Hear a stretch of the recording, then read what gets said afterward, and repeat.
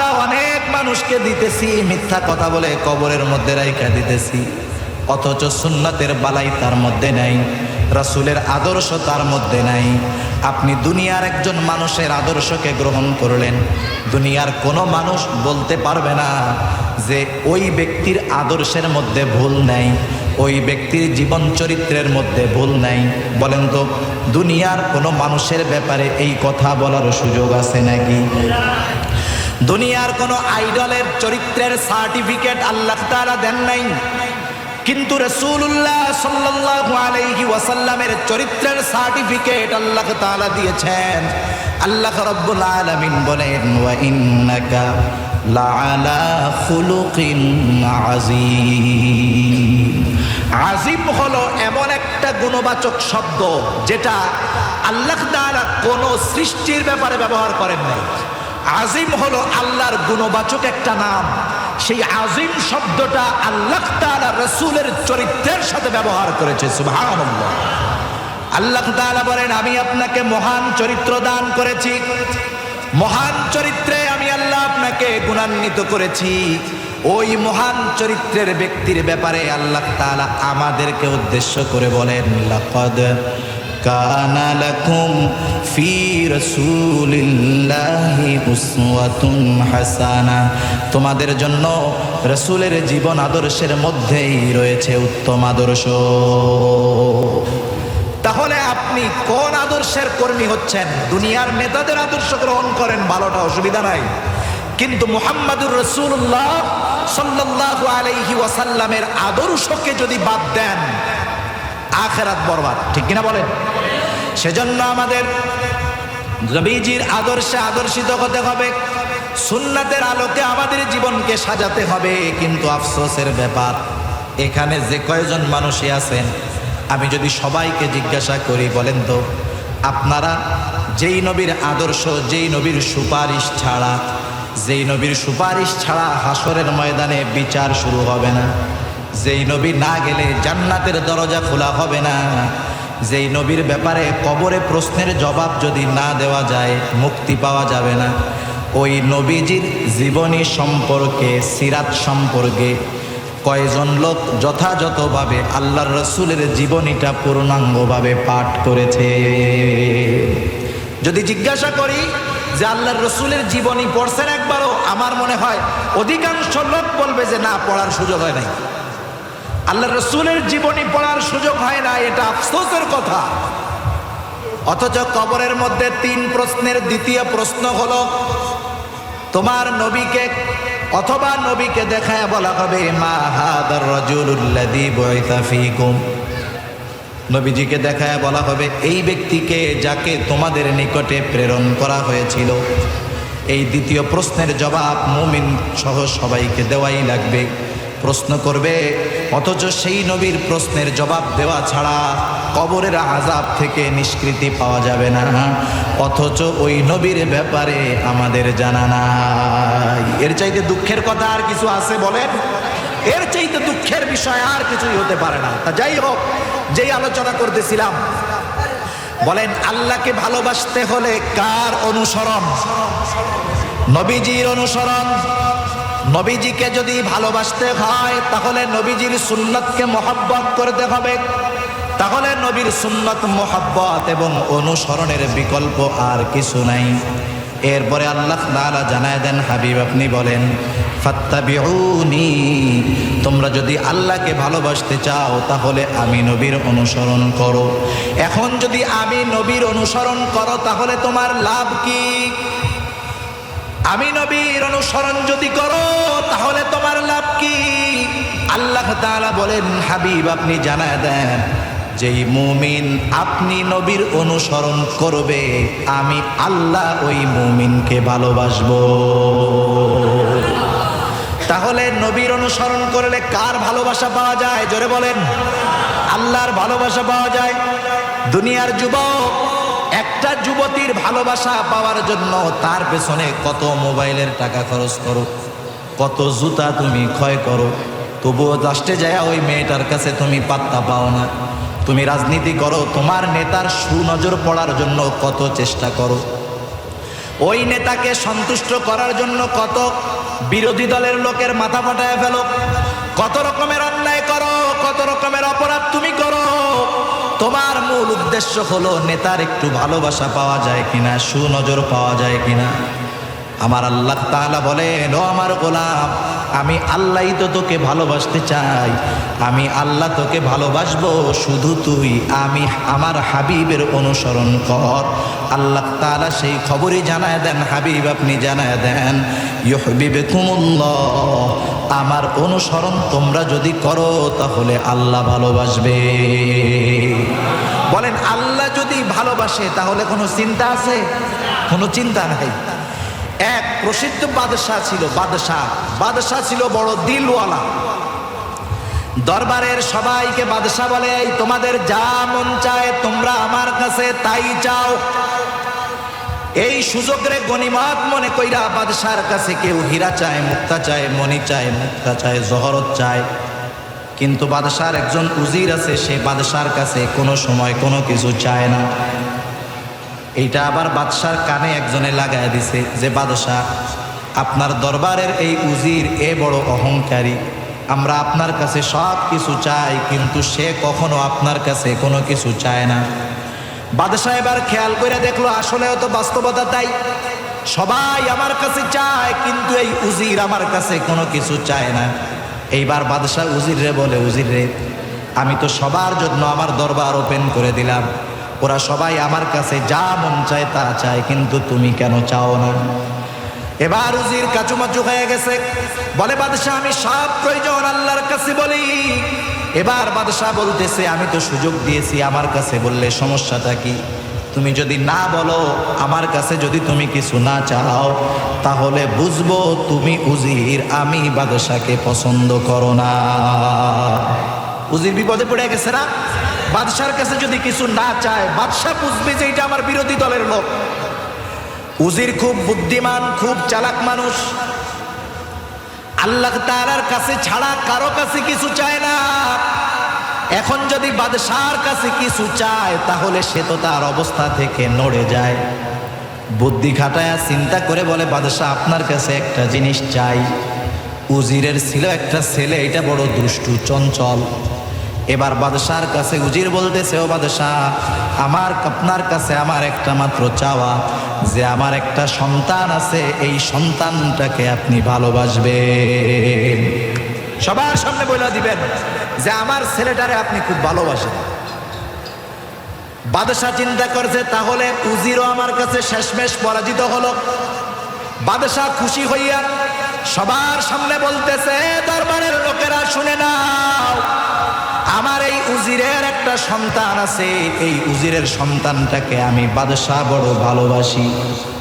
দ্রাস দরবারের মধ্যে, এলাকার মধ্যে ছড়ায় গেছে, অমুক উজিরের ছেলে, তাকে কিন্তু বাদশাহ বড় ভালোবাসে। বলেন তো, যেই লোকটা জানবে যে এই ছেলেটাকে বাদশাহ ভালোবাসে, বলেন তো ওই ছেলের সাথে কেউ আর উল্টা পাল্টা করবে নাকি? কেন করবে না? সবার ভয়, এরে যদি কিছু কই তাহলে কাম শেষ। এরে বাদশাহ কি করে? ভালোবাসে। বাদশার ভালোবাসা পাওয়ার কারণে দেখেন ওই এলাকার মধ্যে তার কেমন প্রভাব হয়ে যায়। দুনিয়ার একজন বাদশার বাদশাহী কয়দিন? 10 বছর, 20 বছর, 40 বছর, 50 বছর, নাইলে 60 বছর, এরপরে বাদশাহীগিরি শেষ। কিন্তু আমি আপনি এমন এক বাদশার অধীনস্থ, যেই বাদশার বাদশাহীর কোনো শেষ নাই, তিনি অনন্তকালের বাদশাহ। দুনিয়ার বাদশাদের রাজত্বের একটা সীমারেখা আছে, কিন্তু আল্লাহ হলেন এমন বাদশাহ যার বাদশাহীর কোনো সীমানা নাই। তিনি হলেন গোটা আলম জগৎ সমূহের বাদশাহ। দুনিয়ার বাদশার ভালোবাসা পাইলে যদি এমন পাওয়ার হয়ে যায়, যেই ব্যক্তি আল্লাহর ভালোবাসা পাওয়া যাবে, পেয়ে যাবে, বলেন তো তার পাওয়ারটা কেমন হয়ে যাবে? সেজন্য বলেন, আল্লাহর ভালোবাসা আমরা সবাই চাই না? আল্লাহর ভালোবাসা চাইলে কার অনুসরণ? জোরে বলেন। নবীর অনুসরণ করতে হবে, তাহলে আল্লাহর ভালোবাসা পাওয়া যাবে। এখন প্রশ্ন করতে পারেন, হুজুর আমি যদি নেতার ভালোবাসা পাই, এলাকায় বুক ফুলায় চলতে পারি, কিন্তু আল্লাহর ভালোবাসা যদি পাই তাহলে আমার লাভটা কি হবে? আমার কথা না, আমি হাদিস থেকে আপনাদের শোনাইতেছি। রাসূল আকরাম সাল্লাল্লাহু আলাইহি ওয়াসাল্লাম বলেন, যখন আল্লাহ তাআলা দুনিয়ার কোনো বান্দাকে ভালোবাসে, আর আমরা জানতে পেরেছি আল্লাহর ভালোবাসা পাওয়ার মাধ্যম হলো রাসূলের সুন্নাতের অনুসরণ।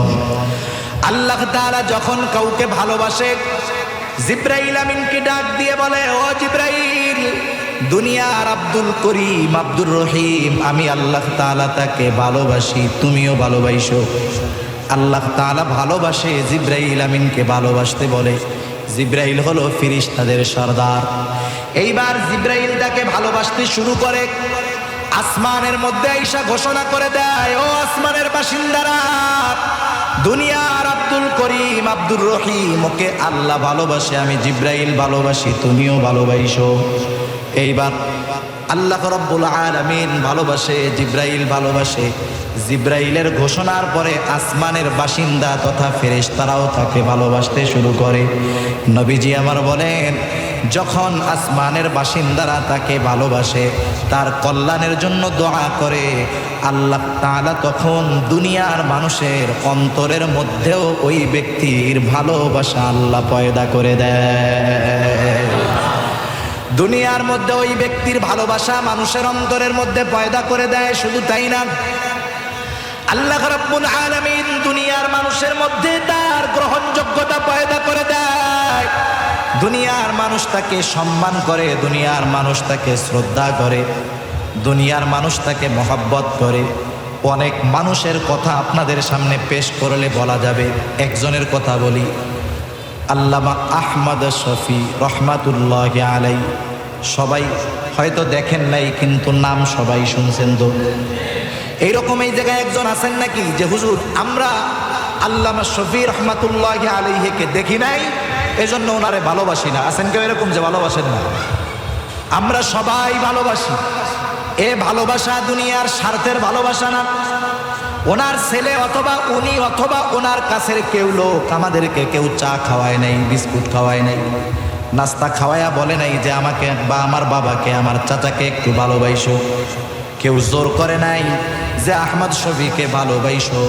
এখন তাকে চিনি না, রক্তের সম্পর্ক নাই, দেখি নাই, এরপরেও কেন ভালোবাসি?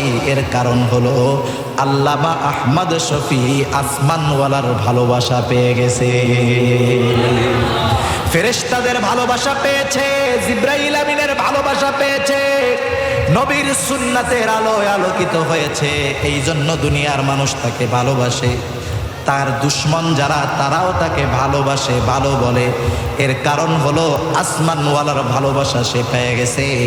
এখন যদি আমরা আল্লাহর ভালোবাসা চাই, রাসূলের অনুসরণ, এবার আল্লাহ তাআলা এরপরে জানায় দেন, ও আমার হাবিব, আপনার অনুসরণ করার কারণে বান্দার সাথে আমার একটা ভালোবাসার সম্পর্ক হয়ে গেল। বান্দার সাথে ভালোবাসার সম্পর্ক হয়ে গেল। আল্লাহর পক্ষ থেকে আল্লাহ তাআলাই বান্দার জন্য প্রথম হাদিয়ার ব্যবস্থা করে দেন। আল্লাহ তাআলা বলেন, হাবিব আপনি জানায় দেন, ইউহিব্বুকুমুল্লাহ, আল্লাহ তোমাদেরকে ভালোবাসবে। শুধু ভালোবাসবে তা নয়, ওয়া ইয়াগফির লাকুম যুনুবাকুম ওয়াল্লাহু গফুরুর রহিম। ভালোবাসার সম্পর্ক যখন হয়, দুনিয়ার নিয়মটা কি? যুবকের সাথে যুবতীর ভালোবাসা হয়েছে, সে প্রথম দিন সুন্দর একটা গিফট নিয়ে যায়। কারণ ভালোবাসার সম্পর্ক নতুন করে হয়েছে, একটা গিফট নিয়ে গেল স্মৃতিস্বরূপ। আল্লাহ তাআলা বলেন, ভালোবাসার সম্পর্ক হলো মুমিনের সাথে আমার। আর একজন মুমিন, প্রকৃত মুমিন, দুনিয়ার মধ্যে সবচাইতে বেশি চিন্তিত থাকে তার গুনাহ নিয়ে, তার পাপ নিয়ে সবচাইতে বেশি চিন্তিত থাকে মুমিন। আল্লাহ রাব্বুল আলামিন ঘোষণা করে জানায় দেন, ও আমার বান্দা, তোমার চিন্তা নাই। আল্লাহর পক্ষ থেকে ঘোষণা চলে আসে, হাবিব আপনি জানায় দেন, ইউহিব্বুকুমুল্লাহ, আল্লাহ তাআলা ভালোবাসবে, সাথে সাথে কি করবে? ওয়া ইয়াগফির লাকুম যুনুবাকুম ওয়াল্লাহু গফুরুর রহিম। আল্লাহ তাআলা তোমাদের সকল প্রকার গুনাহগুলা মাফ করে দিবে। সুবহানাল্লাহ। আল্লাহ বলেন ক্ষমাশীল, অতিশয় দয়ালু। সেজন্য এই আল্লাহর মুহাব্বত দরকার আছে না নাই বলেন? দুনিয়ায় আমি আপনি টাকা পয়সা ব্যয় করে গ্রহণযোগ্যতা অর্জনের চেষ্টা করি, আমি আপনি টাকা পয়সা ব্যয় করে মানুষের ভালোবাসার চেষ্টা করি, কিন্তু আমি যদি আমার জীবনের গতিপথটাকে পাল্টায় ফেলি, আমি আপনি যদি সুন্নাতের পথের প্রতীক হয়ে যাই, রাসূলের আদর্শে আদর্শিত হই, তাহলে কার ভালোবাসা পাওয়া যাবে? আল্লাহর ভালোবাসা পাইলে বিনা টাকায় দুনিয়ার মানুষ আমাকে ভালোবাসবে, দুনিয়ার মানুষের মধ্যে আল্লাহ তাআলা আমার আপনার গ্রহণযোগ্যতা পয়দা করে দিবে। সেজন্য আমরা আল্লাহর রসুলকে আইডল মানি, আল্লাহর রসুলের আদর্শে আদর্শিত হই, আল্লাহর রসুলের সুন্নাতের আলোয় আলোকিত হই। কারণ বলা যায় না কোন সময় মালাকুল মউত চলে আসবে। দেখা গেল আমি যখন কবরে যাইতেছি, আমার চেহারাটা দেখা বোঝা যায় না যে আমি মুসলমান নাকি অন্য ধর্মের লোক, ঠিক কিনা বলেন? সেজন্য নিজের জীবনটাকে সুন্নাতের আলোকে সাজাতে হবে। আর রবিউল আউয়াল মাস চলতেছে, আপনাদের কাছে অনুরোধ থাকবে, প্রত্যেকটা মানুষ, প্রত্যেকটা ঘরে ঘরে যেমন কোরআন আছে, অনুরূপভাবে রাসূলুল্লাহ সাল্লাল্লাহু আলাইহি ওয়াসাল্লামের সিরাত জীবনী গ্রন্থ রাখতে হবে। এর কারণ কি? আল্লাহর রাসূলের সিরাত, রাসূলুল্লাহ সাল্লাল্লাহু আলাইহি ওয়াসাল্লামের জীবনী, এটা যে শুধুমাত্র নবুয়তির পরের জীবনীটাই আমরা গ্রহণ করব এমনটা নয়, বরং একেবারে শৈশব থেকে নিয়ে দুনিয়ায় আল্লাহর রাসূল যতদিন ছিলেন, প্রত্যেকটা সময় প্রত্যেকটা অবস্থা উম্মতের জন্য অনুকরণীয়, অনুসরণীয়। এখন কারো ঘরে যদি সিরাত থাকে, একটা কিশোর তার কৈশোর জীবন কেমন করে রাসূলুল্লাহ সাল্লাল্লাহু আলাইহি ওয়াসাল্লামের জীবনীর আলোকে সাজাবে, সে যদি সিরাত গ্রন্থ থেকে সেটা পাঠ করে জেনে নেয়, তাহলে তার কৈশোর জীবনটা রাসূলুল্লাহর মতো হয়ে যাবে। একটা যুবক তার যৌবনটাকে আল্লাহর রাসূলের আদর্শে আদর্শিত করতে চায়, সে যখন সিরাত গ্রন্থে আল্লাহর রাসূলের যৌবনকালের ব্যাপারটা নিয়ে পাঠ করবে, তার জন্য যৌবনটা রাসূলুল্লাহ সাল্লাল্লাহু আলাইহি ওয়াসাল্লামের আলোকে সাজানো সম্ভব হবে। একজন আদর্শ স্বামী হতে চায়, তাহলে রাসূলুল্লাহর সিরাতের মধ্যে পড়বে স্বামী হিসাবে আল্লাহর রাসূল কেমন ছিলেন। সে যখন আল্লাহর রাসূলের জীবন থেকে স্বামী হিসাবে আল্লাহর রাসূল কেমন ছিলেন জানতে পারবে, সে তার ঘরের মধ্যে একজন উত্তম আদর্শবান স্বামী হয়ে যাবে।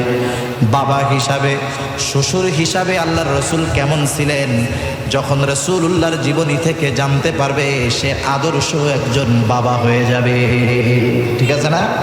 যারা নেতৃত্ব স্থানে আছে তারা আল্লাহর রাসূলের সিরাত পড়বে, যে নেতা হিসাবে আল্লাহর রাসূল কেমন ইনসাফওয়ালা ছিলেন, আল্লাহর রাসূলের বিচার কেমন ছিল, আল্লাহর রাসূল কেমন বিচারক ছিলেন। যখন একজন নেতৃত্ব স্থানীয় মানুষ এগুলা পড়বে, সে জানতে পারবে আল্লাহর রাসূলের বিচার পদ্ধতি, সে তখন একজন আদর্শ বিচারক হবে। ঠিক কিনা বলেন?